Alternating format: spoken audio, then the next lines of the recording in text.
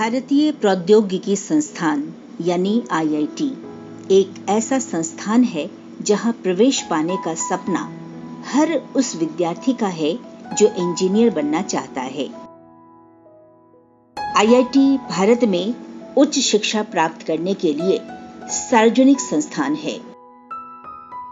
प्रथम भारतीय प्रौद्योगिकी संस्थान की स्थापना खड़गपुर में 1951 में हुई थी। IIT भारत की मुख्य शिक्षण संस्थानों में से एक है। ये केवल भारत में ही नहीं बल्कि पूरे विश्व में अग्रणी संस्थाओं में आता है। IIT की परीक्षा स्नातक स्तर पर प्रवेश के लिए ली जाती है और ये परीक्षा बहुत ही कठिन होती है। इसके अंदर कुल 23 संस्थान हैं जो देश के विभिन्न राज्यों में स्थित हैं। वैसे तो प्रत्येक IIT इंस्टीट्यूट अपने आप में ऑटोनोमस है, पर ये एक दूसरे से IIT काउंसिल से जुड़े हैं। मानव संसाधन विकास मंत्री IIT काउंसिल का अध्यक्ष होता है। IIT में फिलहाल 11,279 सीट हैं और प्रत्येक वर्ष लाखों विद्यार्थी इसमें दाखिले के लिए आवेदन करते हैं। कठिन परिश्रम और अथक प्रयास से ही यहाँ एडमिशन मिलता है। IIT से पढ़ाई कर बीटेक की डिग्री पाना कितना सम्मानजनक है, इस बात का अंदाजा इससे लगाया जा सकता है कि केवल IIT में दाखिले के लिए देश भर में हजारों कोचिंग संस्थान खुले हैं, जहां हर वर्ष लाखों एस्पिरेंट्स एडमिशन लेते हैं इस उम्मीद से कि उनका चयन IIT में हो जाए। इसकी सबसे बड़ी वजह है यहाँ से पास हुए विद्यार्थी जिन्होंने न केवल देश बल्कि पूरे विश्व में अपनी सफलता का परचम लहराया है और देश का नाम भी ऊंचा किया है। रितेश बिहार के एक छोटे से शहर छपरा के रहने वाले हैं और 2008 में IIT जी के प्रवेश पत्र में चयनित होने के बाद दिल्ली आए। IIT दिल्ली से बीटेक करने के बाद बॉश R&D में एक वरिष्ठ इंजीनियर के रूप में शामिल हुए और इस प्रक्रिया में 2 पेटेंट अर्जित किए। वो 1 साल के बाद बॉश के बिजनेस डेवलपमेंट की सुविधा पर चले गए और परिस्थिति को समझने में 6 महीने लगाए। कॉलेज के दौरान उन्होंने भारत और विदेशों में विश्वविद्यालय द्वारा विकसित शिक्षा प्रौद्योगिकी तक पहुंच प्राप्त करने में मदद करने के लिए एक NGO सरस शुरू किया। ये सरस के साथ काम करने में बिताया गया समय था जो उन्हें एक NGO अवंती में शामिल होने का मौका मिला, जो निम्न आय वाले हाई स्कूल के छात्रों को एक विश्व स्तरीय विज्ञान और गणित की शिक्षा प्रदान करता है। 2014 में रितेश ने अपने सहपाठी और IIT दिल्ली के दोस्त अक्षत गोयल के साथ इकोवेशन की शुरुआत की। रितेश इकोवेशन के लिए लक्ष्य भेदी रणनीति का प्रबंधन करते हैं।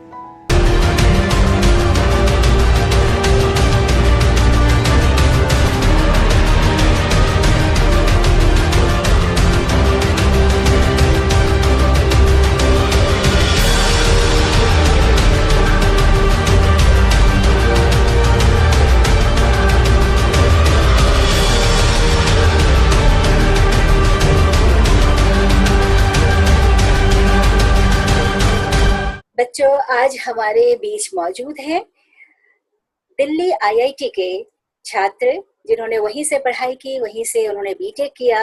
वो हैं इंजीनियर रितेश सिंह। आपके बीच वो आ रहे हैं आपसे बातचीत करने के लिए और आपकी ओर से मैं सवाल पूछना चाहूंगी कि रितेश, आपके मन में इंजीनियर बनने का ख्याल कब आया? आप किस समय सोचे कि आपको इंजीनियर बनना ही चाहिए?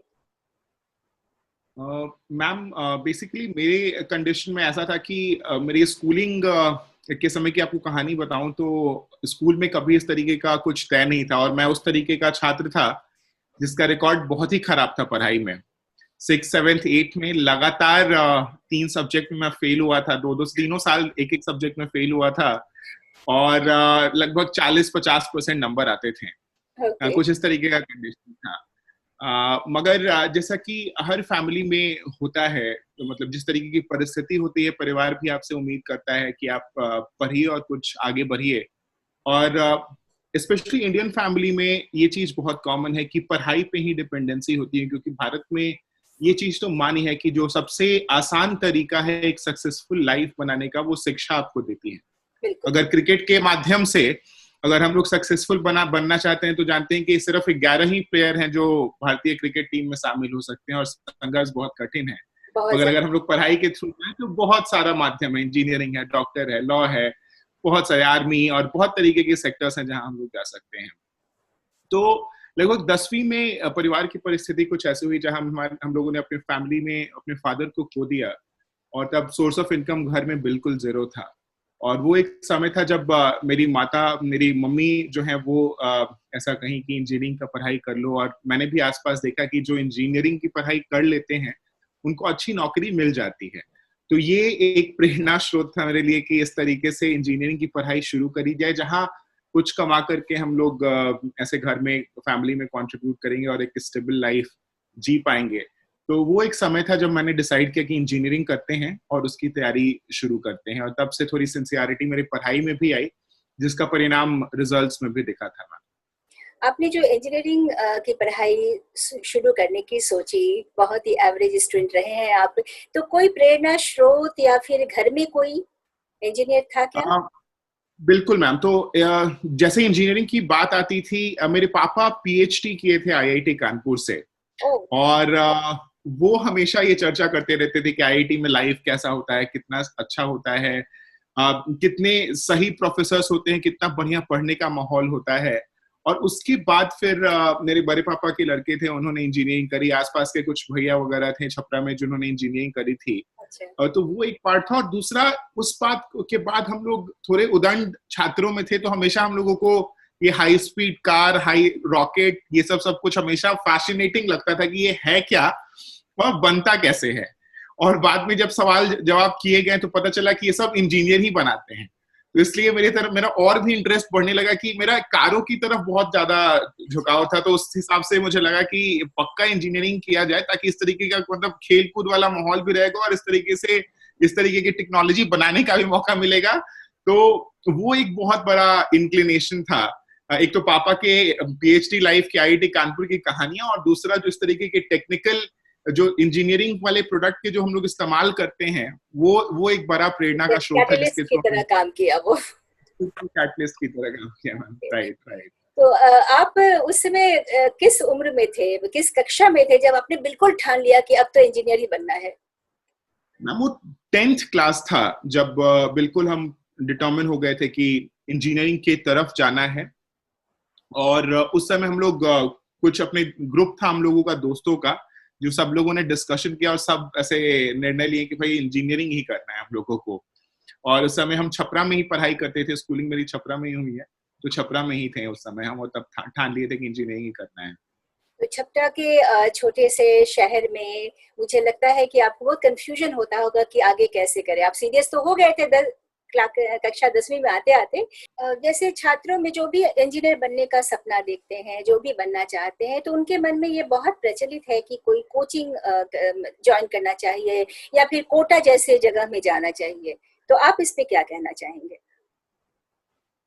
मैम, पॉइंट ये है यहाँ पे, मतलब मेरे केस में स्पेशली मैं थोड़ा फॉर्चुनेट था, क्योंकि मेरी जो सबसे बड़ी बहन है वो कोटा में थी, क्योंकि मेरे जिया जी जो हैं वहां पे कोटा थर्मल पावर प्लांट में इंजीनियर थे। तो मेरे लिए एक इम्पॉर्टेंट पार्ट ये था कि क्योंकि वो लोग वहां पे हैं, मेरे लिए आसान था वहां पे जाके रह करके तैयारी करना। तो 10th के बाद मैं कोटा चला गया था, और मैंने इंजीनियरिंग का प्रिपरेशन कोटा में ही रह के किया था। और बट मेरे साथ एडवांटेज ये था कि मेरे लिए, मेरी दीदी हमसे लगभग 16 साल बड़ी हैं, तो मेरे लिए बिल्कुल पेरेंट्स की तरह थी, जो देखभाल करती थी, एक गाइडेंस था, एक आई था, जो मतलब 10वीं के बाद बच्चों को चाहिए होता है। और इसलिए मेरे लिए वो फॉर्चुनेट केस था।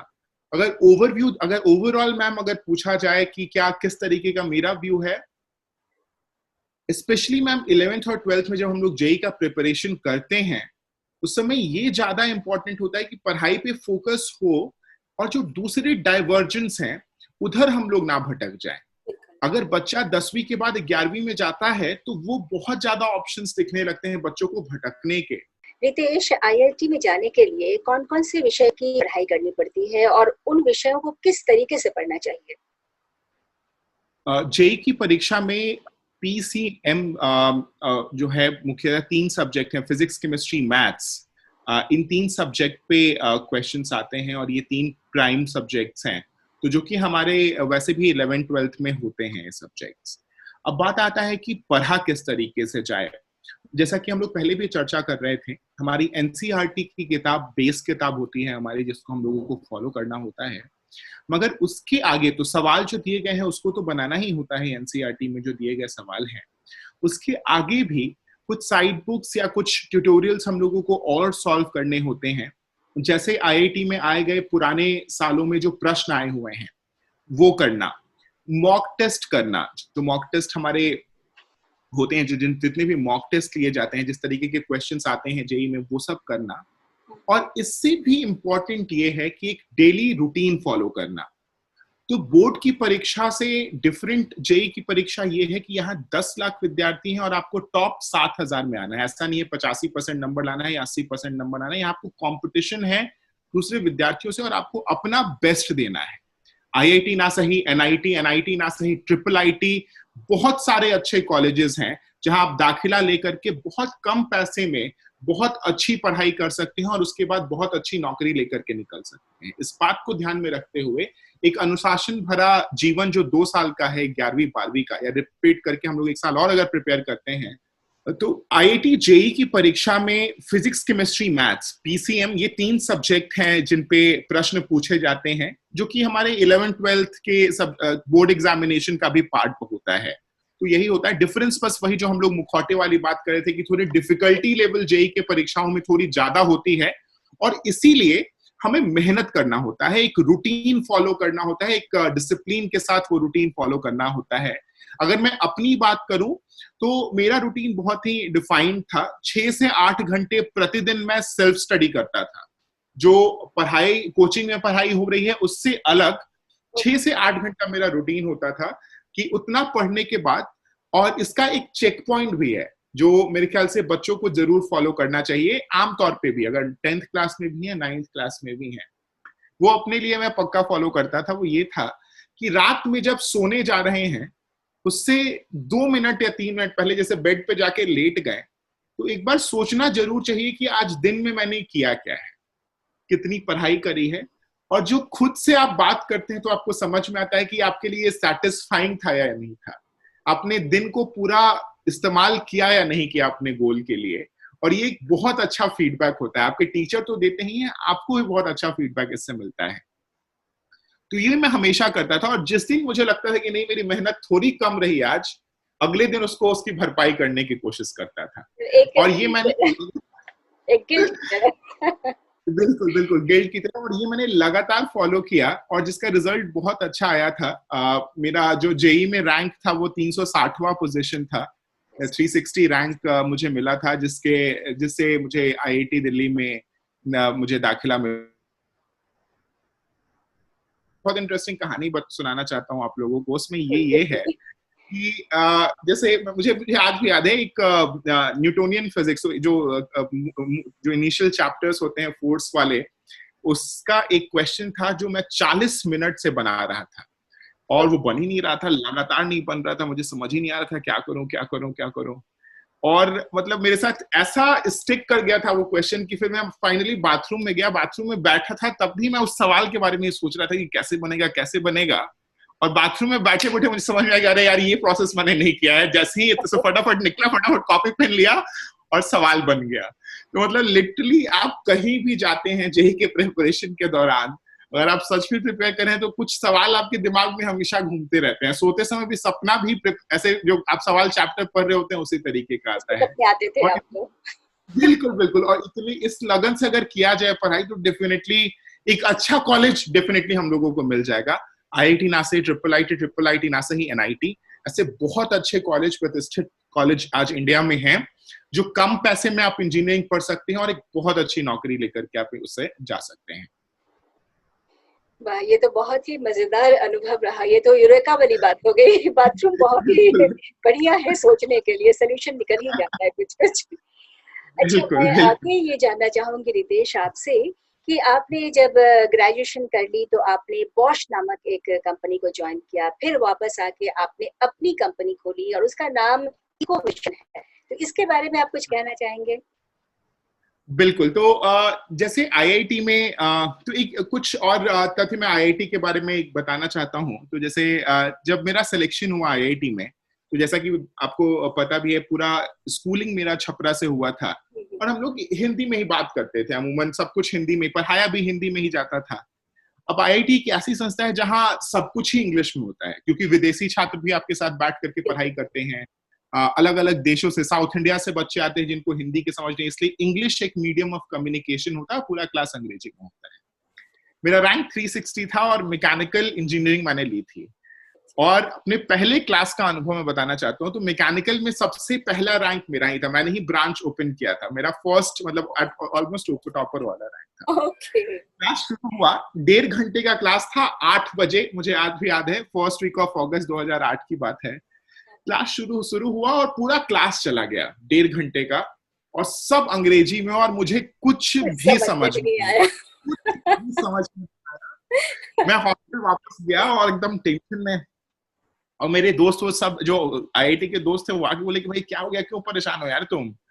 तो हम बोले कि यार कुछ भी नहीं समझ में आया हमको, कि हम तो नोट्स भी नहीं लिख पाए, इतना तेज इंग्लिश में प्रोफेसर साहब बता रहे थे कि समझ ही नहीं आया कुछ। तो आईआईटी की एक खास बात आपको मुझे बतानी है कि वहां प्रोफेसर्स और आपके जो दोस्त हैं, ये दोनों ही इतने सहायक होते हैं। मेरे दोस्त आकर के हमको बोले कि यार तुम क्या करते हो यार, मतलब तुम इतना अच्छा मैथ साइंस सब कुछ सीख गए कि एक लैंग्वेज ही तो सीखना है। और आईआईटी का एक अलग विंग है जो आपको हेल्प करता है ये सब पूरा स्किल डेवलप करने में। और ठीक 1 साल बाद मेरी इंग्लिश इतनी अच्छी हो गई थी कि मैं इंग्लिश में प्रेजेंटेशन देता था ऑन स्टेज 500-600 लोगों के सामने, इस तरीके का हो गया था। तो एक इतना अच्छा इंस्टीट्यूशन है वो, जहां दोस्त और प्रोफेसर्स भी दोस्त बन जाते हैं और हर समस्या का समाधान वहां पे वो लोग करते हैं। तो इस तरीके की का लाइफस्टाइल वहां रहा है। लेट नाइट डिस्कशन, मतलब ऐसे मुझे याद है कि जेई के प्रिपरेशन तक हम लोगों को मना किया जाता था कि पढ़ो पढ़ो खेलो मत, और आईआईटी में जाने के बाद ये स्थिति हुई कि 5 बजे हमारे प्रोफेसर्स आके हम लोग को कहते थे कि हॉस्टल में दिखना नहीं है तुम लोग को, ग्राउंड पे जाओ, खेलो कूदो, कम से कम 3 घंटे 2 घंटे खेलना ही खेलना है। और वो माहौल हम लोग देख के हमको अपने पापा की बात याद आती थी कि कितना ज्यादा फन है पूरा वो कॉलेज लाइफ जो आईआईटी में हमने बताया है। एक बात आपने बहुत ही महत्वपूर्ण कही है, खासकर बिहार के बच्चों के लिए, क्योंकि यहाँ के बच्चों की अंग्रेजी थोड़ी कमजोर होती है। वो मैथ्स में शानदार प्रदर्शन करते हैं, उनका फिजिक्स बहुत अच्छा होता है, केमिस्ट्री भी बहुत अच्छा करते हैं, लेकिन जब कम्युनिकेशन की बात आती है थोड़े से कमजोर पड़ जाते हैं। तो मुझे लगता है उनको बहुत ही आपकी बातों से आत्मबल मिला होगा। राइट हाँ। तो ये इस तरीके से मैम चला था लाइफ। और जहां तक ये जो प्रश्न है मैम कि किस तरीके से बॉश और इकोवेशन की शुरुआत हुई, वो चौथे साल में जब इंजीनियरिंग खत्म होने वाला होता है 6 महीने पहले, तो आईआईटी में कंपनीज आ करके बच्चों का इंटरव्यू लेती है और उनको अपने जॉब अपॉर्चुनिटीज देती है। जैसे मैंने बताया, मेरा शुरू से ऑटोमोबाइल इंडस्ट्री, कार की तरफ अलग फैसिनेशन। तो जब बॉश आया तो मैंने बड़ी उम्मीद से उसमें एप्लीकेशन डाला। एक लंबा इंटरव्यू चला। हम लोग आईआईटी के दौरान भी एक रेसिंग कार बनाए थे अपने प्रोजेक्ट्स में। आईआईटी के अंदर आप अलग अलग प्रोजेक्ट करते हैं, तो उसमें एक रेसिंग कार भी बनाया था मैंने। तो उसके अराउंड बहुत सारे सवाल पूछे गए, मैंने अच्छे से जवाब दिया, तो मेरी नौकरी वहां लग गई। और बॉश में नौकरी करना बहुत ही फन था, क्योंकि मुझे वहां मौका मिला बहुत कटिंग एज टेक्नोलॉजी पे काम करने के लिए, जहां मुझे मेरे 2 पेटेंट्स पे निकले वहां पे। और उसके बाद एक चीज जो मैंने आईआईटी में जाके रियलाइज किया था, स्पेशली छपरा से निकलने के बाद, कि अभी भी एजुकेशन इंडस्ट्री में बहुत बड़ा गैप है। अगर हम लोग बात करें कि दिल्ली के मदर्स इंटरनेशनल या हम लोग मॉडर्न स्कूल की बात करते हैं, और वहीं अगर हम लोग छपरा में आकर के किसी स्कूल की बात करते हैं तो बहुत ज्यादा बड़ा डाइवर्जेंस है। और ये मुझे दिख रहा था क्योंकि मैं जब वहां आईआईटी पहुंचा था तो खुद मुझे लग रहा था कि मैं कहाँ, मुझे बहुत कुछ नहीं आता है जहां वहां के बच्चों को बहुत कुछ आता है। और फिर मैं अपने पीछे देख रहा था कि बहुत सारे दोस्त मेरे जो अभी छपरा में हैं वो ये संघर्ष कर रहे हैं कि 11th-12th पास कैसे किया जाए, अभी भी 12th कैसे पास किया जाए। ये बहुत बड़ा ये गैप अभी भी। हाँ। हाँ, और तो मैम इसके अराउंड मेरा बहुत ज्यादा मन था कुछ करने के लिए। एक तो सबसे पहले ये रिसर्च करने के लिए कि ऐसा हो क्यों रहा है, व्हाई दिस इज हैपनिंग, और क्या तकनीक का प्रयोग करके हम लोग ये दूरी को कम कर सकते हैं क्या। ये प्रश्न लेकर के मैंने फिर बॉस से नौकरी छोड़ी और 1 साल का रिसर्च आईआईटी के प्रोफेसर्स के साथ ही मिल करके किया, जहां कुछ चीजें हम लोगों ने सॉल्व करा। एक तरीके से प्रॉब्लम का जर क्या है वो हम लोगों को दिखना शुरू हुआ। एक तो ये है कि हमारे पास शिक्षक हैं, गुणवत्तापूर्ण मतलब क्वालिटी टीचर्स हमारे पास हैं, कम है, बट नंबर उनका बहुत कम है। और अगर उनको हम लोग देखें तो अमूमन अगर वो क्लासरूम मॉडल में पढ़ाएं तो 100 से 150 बच्चों को ही पढ़ा सकते हैं अगर बोर्ड पे पढ़ाएं। तो हम लोगों का प्रश्न ये था कि मतलब क्या, किस तरीके से इनका रीच बढ़ाया जाए। और दूसरा ये था कि एजुकेशन को कंटेक्चुअलाइज किया जाए, कैसे जाए लोकल भाषा में, अगर एजुकेशन और समझाई जाए एग्जाम्पल, लोकल एग्जाम्पल से, तो बच्चे बहुत अच्छे से कैच करते हैं। तो ये 2 इंपॉर्टेंट फाइंडिंग्स थी। और इसके सॉल्यूशन ढूंढने के क्रम में मेरा फ्रेंड अक्षत था, अक्षत के साथ हम लोगों ने ये पूरी शुरुआत करी थी। अक्षत और मैंने शुरू करा था इकोवेशन का जर्नी। तो अक्षत को मैं छपरा लेके गया था कि वहां का भी दिखाया जाए, क्योंकि हम लोग सारे अलग अलग रीजन को हम लोग स्टडी कर रहे थे कि कैसे होगा। और हम लोग 6 अक्षत दिल्ली के ही हैं, दिल्ली से ही पले बड़े हैं, वो दिल्ली आईआईटी के ही थे। तो उनको लेकर के हम छपरा गए कि चलो चलते हैं। वहां भी हम लोगों ने बहुत रिसर्च किया। एक दिन बहुत थके हुए थे हम लोग, तो कटनी चल रहा था मेरे गांव में। तो अक्षत को हम बोले कि तुम कभी देखे नहीं हो, चलो तुमको हम दिखा के लेके आते हैं कटनी। तो उसको लेके गए हम, और ये बात 2015 की हो रही है मैम। तो मतलब उस समय हम लेके गए अक्षत को खेत वेत में, हम लोग पगडंडी पे चल रहे थे। तब तक एक भैया थे, वो कटनी कर रहे थे और उनके फोन में बहुत तेज गाना बज रहा था। अच्छा। तो और भोजपुरी गाना चल रहा था। तो हम जाके पूछे भैया से कि का भैया कौन गाना सुनता रहा। तो भैया बोले कि का है, ठीक नीमन लगा था, का तारा भेज दी तारा के कि आपको भेज दे क्या। तो बोले कि हाँ हाँ। तो बोले कि तनी अपन नंबरवा बोलबा, जरा अपना नंबर बताइएगा। हम अपना नंबर बताएं उनको, और 5 मिनट में वो गाना वो व्हाट्सएप कर दिए। और हम और अक्षत दोनों स्तब्ध खड़े थे 2015 में कि जिस आदमी को अपना नाम लिखने के लिए कहा जाए वो शायद नहीं लिख पाए, वो 5 मिनट में एक वीडियो आपको व्हाट्सएप कर दिया है। वो मोमेंट एक्चुअली यूरेका मोमेंट था। हम आके अपने दलान में बैठे और हम लोगों के दिमाग में बस एक सवाल था कि अगर ये जो भैया हैं इनको जाके हम लोग ये बोलें कि जिस फोन पे आप गाना सुन रहे हैं, इसी फोन का इस्तेमाल करके आप अगर अपने बच्चे को दे दें या अपने भाई बहन को दे दें, तो क्या वो पढ़ के अपना भविष्य बना लेंगे। अगर ये बात बताया जाए उनको, तो क्या वो अपने भाई बहन को फोन नहीं देंगे क्या? बिल्कुल देंगे। और जिस तरीके से इंटरटेनमेंट, जिस तरीके से व्हाट्सएप, जिस तरीके से फ्लिपकार्ट जैसे या जो ई कॉमर्स जैसे चीजें गांव गांव तक पहुंच गई है, क्या उस तकनीक का इस्तेमाल करके शिक्षा को गांव गांव तक नहीं पहुंचाया जा सकता है क्या? घर घर तक नहीं पहुंचाया जा सकता है क्या? बिल्कुल पहुंचाया जा सकता है। और वही वो टाइम था जब हमने सोचा कि एक सोशल लर्निंग प्लेटफॉर्म बनाते हैं, जहां पे हर बंदा जहां भी है इससे कनेक्ट होके पढ़ सकता है। और उसी का रूप इकोवेशन है, और उसी से उन्नयन भी निकला है, जहां हम लोगों ने उन्नयन की भी शुरुआत बिहार सरकार के साथ मिलकर के बिहार में करी थी। और आज के डेट में ऐसा है कि लगभग 50 लाख से ज्यादा विद्यार्थी इसका लाभ उठा रहे हैं, और लगभग 10,000 से ज्यादा शिक्षक इस पे हमारे साथ जुड़े हुए हैं, जो हर तरफ से मदद करते हैं हम लोगों को, बच्चों के सवाल को। और ये जो इकोवेशन है, इसका कोई मीनिंग है क्या? बिल्कुल मैम। तो इकोवेशन, इकोलॉजी, नॉलेज और इनोवेशन से मिल करके हम लोगों ने बनाया था। 3 वर्ड्स को मर्ज करके हमने बनाया था, जहाँ पे इंश्योर हो कि पूरे हम लोग इकोसिस्टम में एक नॉलेज का वेव फ्लो करेंगे। उस मकसद से इकोवेशन शुरू किया गया था, जहाँ quality education for all ensure हो। ये पर्पस के साथ इस नाम को हम लोग दिए थे अपने ऑर्गेनाइजेशन को। बहुत ही इनोवेटिव है नाम भी। Right. नितेश, आपके पास एक बहुत ही शानदार अनुभव है। आपने जिस संस्थान से पढ़ाई की, उसी संस्थान में दोबारा आप वापस जाकर कोर्स डिजाइनिंग कर रहे हैं। कैसा लगता है हाँ अपने ही एल्मा मेटर जाना? मैम, काफी अच्छा अनुभव होता है क्योंकि जब ये एक चेकलिस्ट था हम लोगों के लिए भी, जिस मंच पे हम लोगों को पढ़ाया जाता था वहां वापस जाने का मौका मिलता है और वापस उस तरीके के प्रोफाइल को बनाया जाता है। तो मैम यहाँ भी तो ना सिर्फ स्कूली शिक्षा में, इंजीनियरिंग एजुकेशन में भी चैलेंजेस अपने अपने हैं, जहाँ पे हर कॉलेज बराबर नहीं है, हर जगह एक क्वालिटी का इशू रहता है। तो क्वालिटी एजुकेशन वहां भी वो भी गैप इंश्योर करना बहुत इंपॉर्टेंट है। और इसीलिए ये इनिशिएटिव आईआईटी, इनफैक्ट मिनिस्ट्री द्वारा, एमएचआरडी और आईआईटी द्वारा ही ये डिसीजन लिया गया था कि इकोवेशन जैसे प्लेटफॉर्म पे ऐसा प्रोग्राम शुरू किया जाए जहां इंजीनियरिंग के स्टूडेंट्स को भी फायदा मिले। और इसी क्रम में हम लोग ये कर रहे हैं जहां बच्चे कोर्सेज करके और इस लेवल पे पहुंच जाए जहां उनको नौकरियां मिलनी शुरू हो जाए, क्योंकि अभी भी कुछ कॉलेजेस में ऐसी गैप्स हैं जहां डिग्री करने के बाद भी नौकरी नहीं मिल पाती है। तो क्या प्रैक्टिकल एप्लीकेशंस इंजीनियरिंग के हो सकते हैं जो वो सीख करके वो नौकरी पा सके, यही हम लोगों का मकसद है मैम उन सारे प्रोग्राम से। And we are very thankful, हम लोग थैंकफुल हैं उन सारे प्रोफेसर्स के जिन्होंने हमारा सहयोग दिया है इस तरीके के प्रोग्राम बनाने में, जहां लोग आईबीएम और गूगल जैसे संस्थान में प्लेस भी हो रहे हैं हमारे कोर्सेज को करके मैम। तो एक बहुत अच्छा अनुभव है हमारे लिए। Congratulations.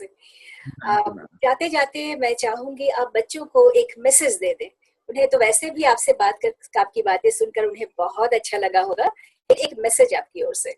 प्यारे बच्चों, एक इम्पॉर्टेंट बात हम बोलेंगे क्योंकि खुद भी हम बिहार से आते हैं, आप सब बिहार में रह के और आसपास के क्षेत्रों में मुझे देख रहे हैं। जैसे मैंने सबसे पहले बात बोला था कि आज भारत विकासशील देश है, इसको विकसित बनाने के लिए हमें शिक्षा ही आधारभूत स्तंभ है और हम लोग ही इस परिवर्तन को ला सकते हैं।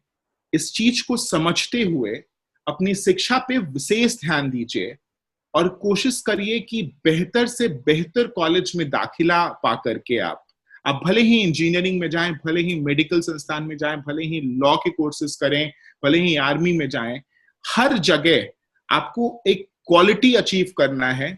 तो इसलिए आज से ही, भले ही हम 8वीं 7वीं 9वीं 10वीं 11वीं 12वीं किसी भी स्टैंडर्ड में हो, जब जागे तब सवेरा वाली पॉलिसी अपनाइए। उसके लाइव एग्जाम्पल है हम। 6ठी 7वीं 8वीं का रिपोर्ट कार्ड उठा के देखिएगा तो आप हंसिएगा मेरा। तो वही आप जब जागिएगा तब वो उम्मीद आप अपने में पैदा कर सकते हैं और उसको रिजल्ट में आप परिवर्तित कर सकते हैं। तो आज से सेल्फ डिसिप्लिन लाइए अपने अंदर, खेलिए कूदिए मगर पढ़िए भी उतना ही और एक बेहतर रिजल्ट ला करके दीजिए, क्योंकि इससे आपके माँ बाप, आपके समाज, आपके शहर, आपके राज्य, आपके देश का नाम रोशन होगा। ये जरूर करिए। धन्यवाद। बहुत ही सुंदर संदेश, जब जागो तब सवेरा। बिल्कुल, क्योंकि जब तक हम सोए होते हैं हमें पता ही नहीं होता है कि हमें जाना कहाँ है, कौन सा करियर चुनना है, कौन सी राह हमें सफलता की ओर ले जाएगी। आप बहुत व्यस्त हैं, इसके बावजूद हमारे लिए समय निकाला, बच्चों से बात की, बच्चों को संदेश दिया। मुझे लगता है बच्चे बहुत ही लाभान्वित हुए होंगे। आपने समय निकाला, इसके लिए रितेश आपको बहुत बहुत धन्यवाद। Thank you so much ma'am. Thank you for this opportunity. Thank you ma'am.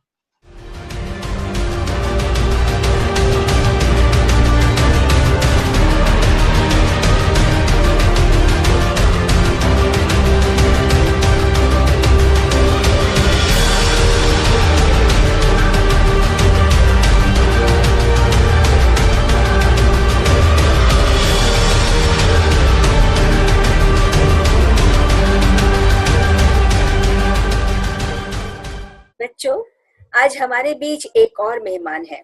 आपके मन में बहुत ये चल रहा होगा, कोटा जाना चाहिए, कहीं पे कोचिंग करना चाहिए, तभी तो इंजीनियरिंग में प्रवेश पाना पॉसिबल है। कोई बात नहीं, इन सभी भ्रांतियों को दूर करने के लिए हमारे बीच आईआईटी के प्रथम वर्ष के छात्र देबूमॉय देव मौजूद हैं। हम उनसे बातचीत करेंगे उनकी जिंदगी के बारे में कि उन्होंने किस तरीके से आईआईटी दिल्ली में अपना दाखिला लिया। देबूमॉय, आपका लक्ष्य कार्यक्रम में बहुत बहुत स्वागत है।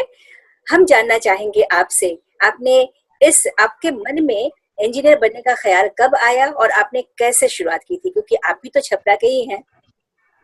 जी, अगर देखा जाए तो मतलब ऐसा मेरा कोई प्लान पहले से था नहीं। जब मैंने 10वीं पास किया तो मैंने बोकारो साइड में मैंने बहुत सारे स्कूल में ट्राई मारा था। फिर मैंने सब जगह का एक्सपीरियंस लेके देखा कि नहीं, मतलब बाहर जाने से एक चीज होता है कि फैमिली सपोर्ट्स और थोड़ा मेंटल डिप्रेशन टाइप्स आने लगती है। मैंने ये देखा और मुझे लगा कि नहीं, मैं इसके लिए नहीं बना हूं कि बाहर जाके पढ़ाई करूं। तो मैंने उस टाइम सोचा कि यहीं पे करके देखते हैं, और अपना ऐसे मेहनत तो सबको करना पड़ता है कहीं ना कहीं, तो मैं यहीं पे रह के मेहनत करूंगा और देखा जाता है क्या होता है। And hopefully I am there now in IIT. तो एग्जैक्टली आपने आईआईटी में प्रवेश की तैयारी कब शुरू की थी? किस साल में किया? 10वीं के बाद, 10वीं के बाद।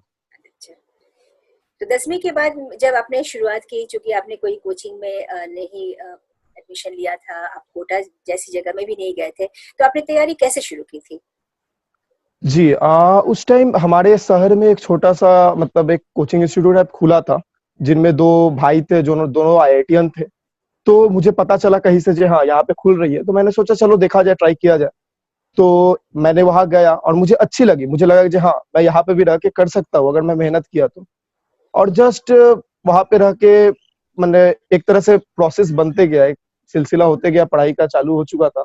और मैंने मेहनत किया, नो डाउट मेहनत किया दिन रात, और हो गया। नहीं, असल में बच्चे तो जरूर जानना चाहेंगे, क्योंकि आपने कोई कोचिंग जी, नहीं की, तो सारा कुछ आपने खुद जी, से किया। तो आपने जरूर कुछ हाँ, रूटीन बनाया होगा कि मुझे फिजिक्स जी, इतने समय तक पढ़ना चाहिए, जी, या फिर मुझे केमिस्ट्री पे इतना समय, या मैथ्स में इतना देना जी, चाहिए। जी। देखिए, हम नॉर्मल बच्चों के लिए, मतलब जैसे छपरा वाले बच्चों के लिए आईआईटी एक बहुत बड़ी ख्वाब होती है, सबसे पहली बात। मैं जब 10th में करता था तो मुझे आज पता भी नहीं था कि आज से 4 साल बाद मैं यहाँ पे होऊंगा। मैंने ये सोच के ट्राई स्टार्ट नहीं किया था। हाँ, जब स्टार्ट किया तब शुरुआत में दिक्कत आई थी, काफी ज्यादा दिक्कत आई थी। ऐसा हुआ था कि मुझसे हो भी नहीं रहा था, तो एक टाइम के लिए ऐसा हुआ था कि मैं छोड़ दूं सब कुछ। बट माता पिता, यही इसीलिए मैंने बोला, जो मम्मी पापा का सपोर्ट बहुत ज्यादा होता है। उन लोगों ने सपोर्ट किया, ये दिलासा दिलाया जो हाँ तुझसे हो सकता है।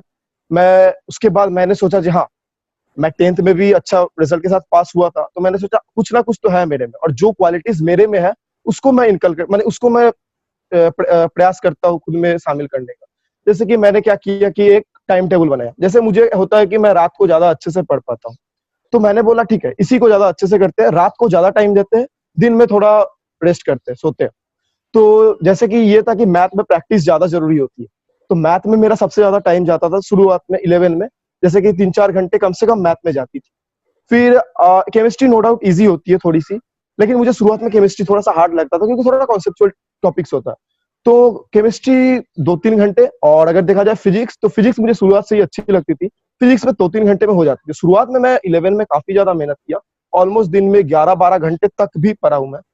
तो वही, और 11 की मेहनत ही मुझे रंग लाई जब 12 में मैं गया, तब मुझे लगने लगा हाँ, ये राह आसान हो सकती है आगे जाके, क्योंकि मैं मेहनत इतना कर चुका था कि मैं यूज्ड टू हो गया था इसके। देवोमय, आप आज ऐसी जगह पे हैं जहाँ जाने का सपना लाखों बच्चे देख रहे हैं, तो वहाँ का माहौल कैसा लगता है आपको अभी? आ, एक छोटे शहर से अगर मैं वहां पे जाऊं, अगर देखूं उस चीज को, तो नो डाउट किसी को भी उस टाइम खुद की आंखों पे विश्वास नहीं ही होगा। आ, सबसे पहले इतने बड़े क्लासरूम्स, इतने बड़े लाइब्रेरी, इतनी बड़ी हॉस्टल्स, कॉलेज लाइफ बहुत फैसिनेटिंग लगती है, नो डाउट। बट हाँ, एक चीज वही है कि आईआईटी जाना जिंदगी का आरंभ नहीं है, और आईआईटी जाने के बाद जिंदगी का अंत भी नहीं। अभी सबको आगे और बहुत, मतलब इस कॉलेज में भी पास करना पड़ेगा, बीटेक का डिग्री लेना पड़ेगा। तो नो डाउट अभी अभी आगे बहुत कैरियर बची हुई है, तो मैं वही प्रयास कर रहा हूँ, वहां पे भी जाके अच्छा परफॉर्म करूँ 4 साल के बाद, ताकि मैं अपना जो फ्यूचर्स गोल है उस पर भी फोकस कर सकूं। बिल्कुल, ये बहुत अपने अच्छी बात कही, क्योंकि बच्चों को ऐसा लगता है कि एक बार आईआईटी क्रैक हो जाए बस मजे ही मजे, ऐसी कोई बात नहीं है। आपको उसके बाद भी जी, शायद बहुत पढ़ाई करनी पड़ती है। जी, देखिए, मतलब मेन बात, मैं एक चीज बोलना चाहूंगा कि सभी बच्चों को, सारे बच्चों का अपना अपना जोनर होता है। हम्म, अगर कोई बच्चे मान लेते हैं कि आईआईटी गए, और ऐसा भी हो सकता है कि वहां पे जाके वो फेल होने लगते हैं, तो ये मैटर नहीं करता है कि आप आईआईटी चले गए हैं या फिर आईआईटी नहीं गए हैं। मैटर ये करता है कि आप किसी चीज को मतलब कितने दिल से ले रहे हैं। मतलब किसी भी चीज को अगर आप लव करने लगेंगे, तो मतलब तो वो पा ही लेते हैं, नो डाउट, इसमें कोई ये नहीं है। वही अब देखा जाए कि अगर स्टीव जॉब्स जैसे एक बड़ी हस्ती है, बच्चे देख सकते हैं इंटरनेट पे जाके, कोई अगर कॉलेज से ड्रॉप आउट ना लिए होते तो आज वो स्टीव जॉब्स नहीं बने होते। तो आपको क्या करना है, अपना पैशन फॉलो करना है, नो मैटर्स वेदर यू माने आप आईआईटी में जा रहे हैं या आप आईआईटी में नहीं जा रहे। पैशन फॉलो करना बहुत जरूरी है। अच्छा रितेश, आप बहुत ही छोटी जगह से बहुत बड़ी जगह चले गए हैं, तो कुछ चैलेंजेस भी तो बहुत आए होंगे, क्या आप शेयर करना चाहेंगे कुछ चैलेंजेस वहाँ के? मैं देवोमय हूँ, सॉरी। या हेलो। हाँ देवोमय। या चैलेंजेस किस रिस्पेक्ट में? जैसे हर तरीके से, जहाँ वहाँ की भाषा की, वहाँ पे जी बच्चे जो हाँ हैं जी आपसे कितना जी इंटरव्यू जी किए? जी देखिए, आईआईटी एक ऐसी संस्था है जहाँ पे आपको एक चीज तो कभी फील नहीं होगी कि आप कभी डाउनवर्ड फील करोगे, लेकिन हाँ, अगर आप खुद के अंदर से ये बना लीजिए कि आपको कुछ नहीं आता है, तब आपको कोई और कुछ नहीं कर, कोई और आपको मोटिवेट भी नहीं कर सकता है। जैसे कि मेरे साथ हुआ था, क्योंकि मुझे इंग्लिश नहीं आती थी उतने अच्छे से, तो हाँ, मुझे लगता था हाँ इस फलाने बच्चे के को इंग्लिश बच्चों के आती है साथ ये काफी अच्छा। परेशानी है। जी जी लेकिन वो चीज को जैसे कि मैंने एक स्ट्रगल के तौर पे लिया और उसमें मैंने काम शुरू किया धीरे धीरे। तो धीरे धीरे जैसे मुझे आती भी नहीं थी तब भी मैं टूटी फूटी इंग्लिश बोलता था, तो धीरे धीरे ऐसा होने लगा कि हाँ मैं कंफर्टेबल हो चुका हूँ थोड़ा बहुत इंग्लिश बोलने में। देवोमय, आप हमसे बातचीत किए, जाते जाते मैं आप चाहूंगी कि आप बच्चों को कुछ संदेश दें, कुछ मैसेज दें अपना। जी देखिए, सबसे पहले तो जो भी बच्चे अपना पढ़ाई कर रहे हैं, आप सबसे पहले एक दिमाग में एक ब्रॉड गोल बनाइए। मतलब गोल कैसा भी हो सकता है, मान लीजिए वो बहुत बड़े भी हो, क्योंकि ड्रीम देखना कभी बुरा नहीं होता है। और आप उसके बाद क्या कीजिए, आप अपना देखिए आप कहाँ पे कमजोर है और कहाँ पे आप मजबूत है। जिस पक्ष में आप कमजोर है उसको थोड़ा ठीक करके उसको मजबूत बनाइए, और जहां पे आप मजबूत है उसको इतना फोर्स कीजिए कि वो आपका स्ट्रॉन्ग पॉइंट बन जाए, ताकि आप जो चाहते हैं वो कर सके। क्योंकि नो मैटर्स मैंने मैटर नहीं करता है कि आप आईआईटी जाते हैं या फिर नहीं जाते हैं। दुनिया में सारे लोग आईआईटी नहीं जाते, और इसका मतलब ये नहीं है कि दुनिया में सारे लोग सक्सेसफुल नहीं होते, बहुत लोग सक्सेसफुल हो जाते हैं। तो क्योंकि यही चीज है, सारे लोग अलग अलग जोनर के हैं, सब किसी का माइंड लेवल अलग है, किसी का कुछ अलग कैली है, कोई खेल में अच्छा होता है। तो आप केवल अपना पैशन देखिए और लाइफ में आगे बढ़िए, बस इतना ही कहना चाहूंगा। बहुत अच्छी बात आपने कही कि पैशन को फॉलो करना चाहिए, क्योंकि आदमी अगर पैशन को फॉलो करे, जैसा कि एपीजे अब्दुल कलाम ने भी कहा था कि सपने जी ऐसे देखो कि वो आपको सोने ना दे, और उस तरीके से अगर जी हम अपने सपनों को चेज करें तो सफलता जरूर ही हमारे कदमों को चूमेगी। आपने जी हमसे बातचीत की, आप हमारे लिए समय निकाले। देवोमय, आपको बहुत बहुत धन्यवाद।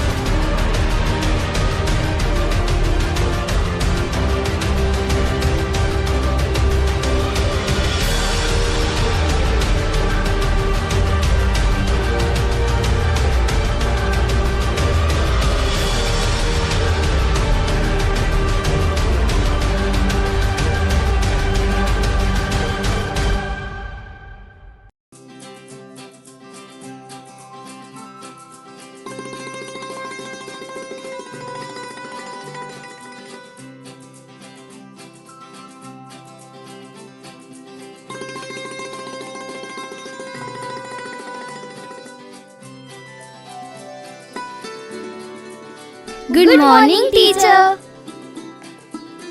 गुड मॉर्निंग बच्चों, आज हम कुछ नया सीखने वाले हैं। वाव, हम क्या नया सीखने वाले हैं टीचर? वंदना, आज हम अपने रचनात्मक विचारों के जरिए समस्याओं को हल करेंगे।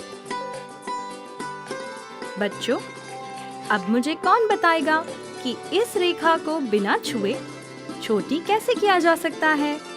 मगर टीचर, ये तो असंभव है। बच्चों, क्या आप भूल गए कि हर समस्या का हल होता है? सभी अपनी बुद्धि का इस्तेमाल करो और सोचकर इसका हल बताओ। टीचर, मैं बताऊं? अरे वाह रवि, यहाँ आओ और इस रेखा को छोटी करके दिखाओ। बहुत अच्छा रवि। देखा बच्चों, अपनी बुद्धि का इस्तेमाल करके सभी मुश्किलें हल की जा सकती हैं। यह तो बस एक उदाहरण था, पर जब आप बड़े होंगे तब आपको ढेरों चुनौतियों का सामना करना पड़ेगा, जिन्हें आप अपने ज्ञान, बुद्धि और विचारों से हल कर पाएंगे। तो टीचर, हम अपने विचारों को दुनिया के सामने अभी कैसे ला सकते हैं? अच्छा सवाल है। यदि आपको अपने विचारों को आगे बढ़ाना है तो प्रतिष्ठित इंस्पायर अवार्ड्स मानक में जरूर भाग लेना चाहिए। इंस्पायर अवार्ड्स वो क्या है टीचर? इंस्पायर अवार्ड्स मानक एक राष्ट्रीय प्रतियोगिता है जिसका आयोजन विज्ञान और प्रौद्योगिकी विभाग, भारत सरकार और राष्ट्रीय नव प्रवर्तन प्रतिष्ठान भारत NIF द्वारा किया जाता है। यह अवार्ड्स बच्चों को जीवन सरल करने वाले उनके अभिनव विचारों और नव प्रवर्तनों को आगे बढ़ाने के लिए दिया जाता है। मैं आपको कुछ उदाहरणों से समझाती हूँ। महाराष्ट्र के रहने वाले नीरज पसपुले ने सभागार की कुर्सियों में एक संकेतक लगाने का विचार दिया, जिससे सभागार में प्रवेश करते ही व्यक्ति को खाली कुर्सी की पहचान संकेतक से हो जाए और वह अपने नजदीक की खाली कुर्सी का चयन कर सके। दमन और दीव के रहने वाले प्रेम, अंकुश और शिवानी ने सड़क के किनारे भरे हुए कूड़ेदान के बाहर बिखरे कूड़े को देखा। तब उन्होंने यह विचार दिया कि अगर इसमें ऐसा यंत्र लगा दिया जाए जो उसके भरने का संकेत कूड़ा उठाने वाली गाड़ी को दे दे, तो समय से कूड़ा उठाया जा सकेगा। हिमाचल प्रदेश के रहने वाली पार्वती ने ऊर्जा की बचत के लिए एक साथ 3 काम करने वाले चूल्हे को बनाने का सुझाव दिया, जिससे खाना पकाने, पीने का पानी गर्म करने के साथ साथ धुएं को साफ कर उसका उपयोग घर को गर्म रखने में हो सके। पश्चिम बंगाल के रहने वाले ऋषभ ने सार्वजनिक परिवहन में कम सामान के साथ यात्रा करने को बढ़ावा देने और लोगों को स्वस्थ रखने के लिए वजन के हिसाब से किराया लगाने का विचार दिया। उत्तर प्रदेश के रहने वाले सिकांतो ने देखा कि ज्यादातर सफाई कर्मी सफाई के बाद सड़क के किनारे कचरे का ढेर लगा देते हैं और बाद में इसे हाथ से डस्टबिन या कूड़ा गाड़ी में डालते हैं। उन्होंने इस समस्या के समाधान के लिए कचरा उठाने और भरने के लिए हाथ से संचालित होने वाली गाड़ी तैयार की है ना अच्छे विचार? पर टीचर, इसे बनाने में पैसे भी लगे होंगे। मैं तो अभी छोटा हूँ और मेरे पास पैसे भी नहीं है। चिंता मत करो ईशान, इस प्रतियोगिता में सबसे पहले अपने विचार ही भेजने होते हैं। मैं समझाती हूँ।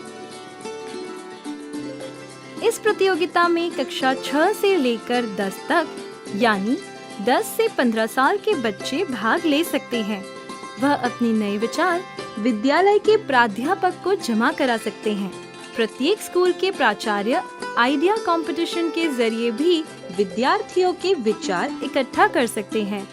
फिर श्रेष्ठ 2 से 3 विचारों अथवा नव प्रवर्तनों का नामांकन प्राध्यापक द्वारा तय प्रारूप में इंस्पायर अवार्ड्स के वेब पोर्टल के जरिए किया जा सकता है।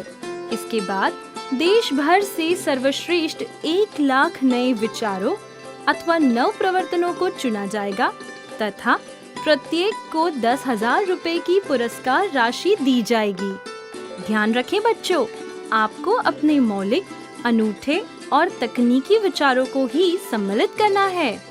टीचर, आइडिया कंपटीशन क्या होता है? इस कंपटीशन में विद्यार्थी मौजूदा मशीनों, गैजेट में बेहतरी के लिए सुधार अथवा नई मशीन, गैजेट बनाने के मौलिक तकनीकी विचार जमा करा सकते हैं, जिससे दैनिक समस्याओं का समाधान किया जा सके। इसके बाद क्या होगा टीचर? चुने हुए विद्यार्थियों को अपने विचारों अथवा नव प्रवर्तनों के प्रोटोटाइप अथवा मॉडल तैयार कर जिला स्तर की प्रदर्शनी में भाग लेना होगा, जहां से राज्य स्तर के लिए 10,000 विचारों अथवा नव प्रवर्तनों का चयन किया जाएगा। राज्य स्तर की प्रदर्शनी से कुल 1,000 विचारों अथवा नव प्रवर्तनों का राष्ट्रीय स्तर की प्रदर्शनी के लिए चयन किया जाएगा। इस स्तर पर NIF देश के विभिन्न तकनीकी संस्थानों के सहयोग से विद्यार्थियों के प्रोटोटाइप अथवा मॉडल विकसित करने में मदद और सलाह उपलब्ध कराएगा। इन प्रोटोटाइप अथवा मॉडल को राष्ट्रीय स्तर की प्रदर्शनी में प्रदर्शित किया जाएगा। वाह टीचर, लेकिन हमारे विचारों का चयन किस प्रकार किया जाएगा? अनोखे विचारों का चयन उसकी नवीनता, व्यवहारिकता, सामाजिक उपयोगिता और पर्यावरण के अनुकूलता के आधार पर किया जाएगा। इसके अलावा यह भी देखा जाएगा कि फिलहाल मौजूद तकनीकी से यह कितना बेहतर है। ये तो बहुत अच्छा है टीचर, लेकिन राष्ट्रीय स्तर से कितने प्रोटोटाइप चुने जाएंगे? ऋतु, राष्ट्रीय स्तर की प्रदर्शनी में 60 विशिष्ट प्रोटोटाइप अथवा नव प्रवर्तनों का चयन किया जाएगा, जिसे नई दिल्ली स्थित राष्ट्रपति भवन में आयोजित होने वाले नव प्रवर्तन उत्सव यानी फेस्टिवल ऑफ इनोवेशन में प्रदर्शित और पुरस्कृत किया जाएगा। वाव! तो बच्चों, कौन कौन तैयार है? मैं। यह हुई ना बात। इंस्पायर अवार्ड्स में भाग लेने के लिए लॉग ऑन करें www.inspire-awards-dst.gov.in। अधिक जानकारी के लिए लॉग ऑन करें www.nif.org.in/inspire-awards।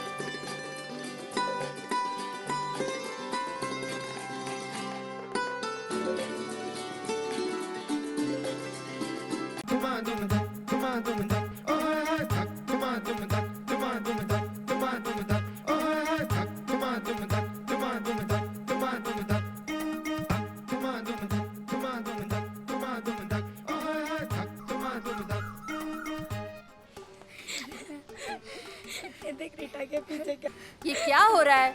हाँ, क्या चल रहा है तुम लोगों का? क्या ये कैसा मजाक है? ना गद्दा है ना तकिया, फिर भी सोखता है बढ़िया। जो इतनी दोस्ती दिखाए, बोलो उसके साथ क्या सलूक किया जाए? मार दिया जाए कि छोड़ दिया जाए? बोल तेरे साथ क्या सलूक किया जाए? जो इसे सुलझाएगी वो पहले की सहेली कहलाएगी। तो खुशी, ये सब तुमने किया है ना? मैम, मैं ऐसे नहीं कर सकती मैम। आपको तो पता है ना, मैं तो कितनी सीधी सादी हूँ। एकदम सीधी सादी है। हाँ, अच्छा रीटा, चलो पहेली सुलझाओ तो। ना मार दिया जाए ना छोड़ दिया जाए, धोकर धूप में सुखा दिया जाए, सूती कपड़ा ही तो है इसका जवाब। बिल्कुल सही, पर और क्या हो सकता है? Ma'am, sanitary pad. सही जवाब, very good Pooja. Sanitary pad? हाँ। ये क्या होता है? अरे वही जो बाजार से या आशा दीदी से खरीदा जाता है। कुछ लड़कियां सूती कपड़े की जगह इसका इस्तेमाल करती हैं। मैं बताती हूँ। सैनिटरी नैपकिन या पैड को पैकेट से निकालें,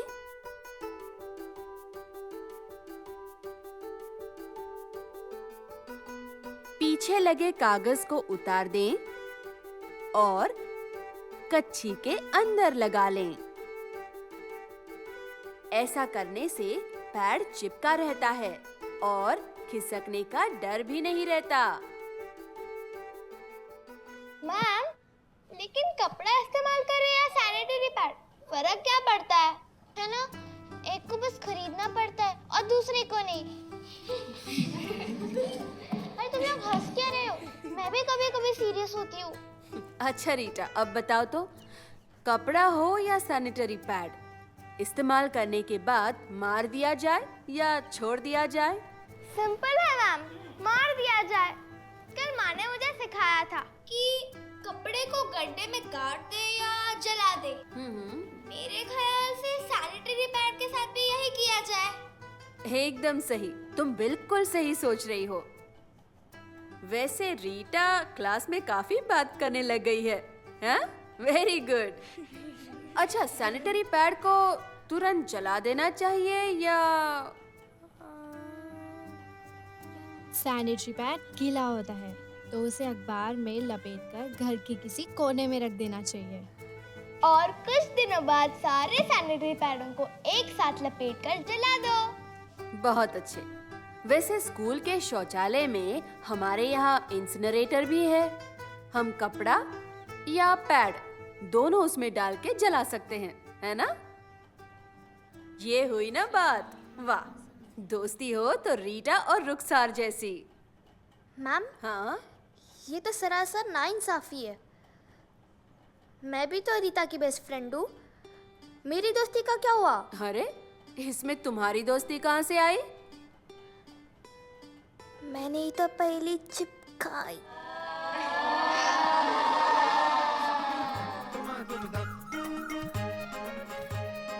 शीला, ऊंची कूद।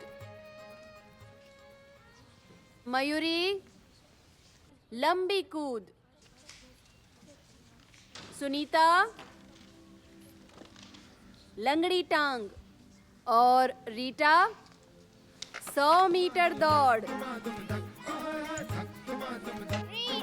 रीटा, रीटा, रीटा, रीटा, हवा में शोर है ये चर्चा, रो रहे तेरे पंख है तैयार, ना रुकते तेरी अब रफ्तार। हौसलों में आ गई जा, तेरी ही जीत का है ये फरमान। ऐसी उड़ान लगा, पंछियों से आँख मिला।